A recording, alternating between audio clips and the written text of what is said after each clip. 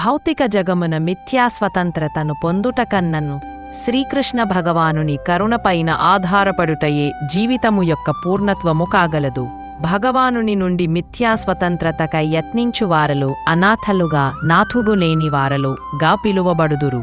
కాని భగవానుని కరుణపైననే సంపూర్ణముగా ఆధారపడువారు సనాథలుగా తమను రక్షించువానిని కలిగియున్నవారు గా బిలువబడుదురు. కనుక భౌతిక స్థితి యొక్క ప్రతికూల పరిస్థితి నుండి సదా రక్షింపబడుటకు మనము సనాథులమగుటకు యత్నించవలేను. భౌతిక ప్రకృతి యొక్క మాయశక్తి చేతనే మనము ఈ భౌతిక జీవనస్థితి అనునది అవాంఛితమైన దుఃఖమని మరచిపోవుచున్నాము. కనుకనే అదృష్టభాగుడైన ఒకానొకడు బహుజన్మల పిదప వాసుదేవుడే సర్వస్వమనేడి విషయమును అవగతము చేసుకొనునని మరియు ఆ దేవదేవునికి సంపూర్ణ శరణాగతిని పొందుటయే జీవితమును ఉత్తమ మార్గమని భగవద్గీత మనకు ఉపదేశించుచున్నది.